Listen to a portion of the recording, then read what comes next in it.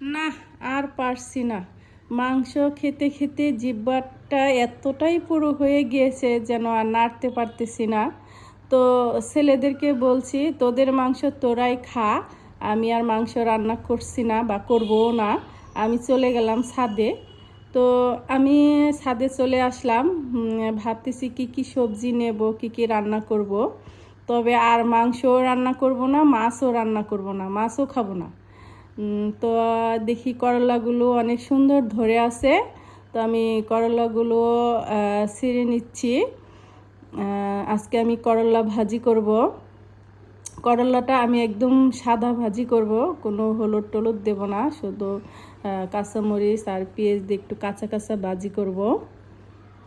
এই যে দেখুন করলা।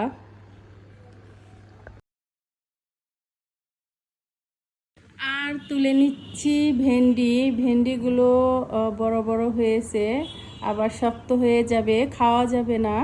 তো আমি ভেন্ডিগুলো তুলে নিচ্ছি, অনেকগুলো ভেন্ডি হয়েছে। তো আমি আজকে ভেন্ডি ভাজি করব। ভেন্ডিও আমি নিরামিষ ভাজি করব। একটু পরিমাণ হলুদ দিব, কারণ ভেন্ডিগুলোতে পেঁয়াজ সাধারণত একটু কালচে কালার হয়ে যায়। তো হলুদটা দিলে কালারটা সুন্দর থাকে, সুন্দর হয়। তো আমি ভেন্ডি ভাজি করছি, দেখুন। আর কি নেওয়া যায়?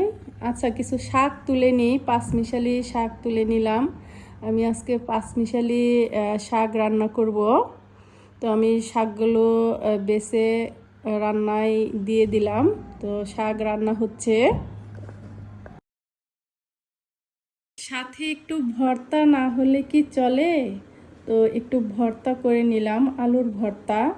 আর ডালও একটু রান্না করে নিলাম, কারণ ছোটো ছেলের ডাল অনেক পছন্দ করে, আর বড় ছেলের জন্য আলুর ভর্তা। তো এখন সব রান্না শেষ, রান্না হয়ে গিয়েছে। তো এখন খাবার পালা। তো চলুন ভিউয়ার্স, আপনারাও আমার সাথে খেতে পারেন। যদি খেতে চান তাহলে চলে আসুন আমার বাসায়।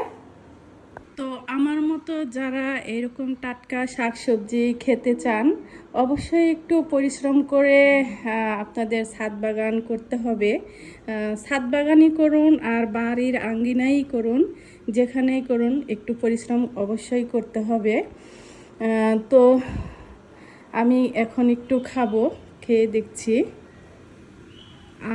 পৃথিবীর সব শান্তি মনে হচ্ছে এই খাবারের মধ্যে। কতটা যে টেস্ট হয়েছে, আসলে না খেলে হয়তো বুঝতে পারবেন না। টাটকা শাকসবজি বলে কথা, নিজের হাতে ঘরা সবজি। তো আজ এই পর্যন্তই। আপনারা ভালো থাকুন, সুস্থ থাকুন। লাইক, ফলো অ্যান্ড শেয়ার দিয়ে আমার পাশে থাকবেন। আল্লাহ হাফেজ।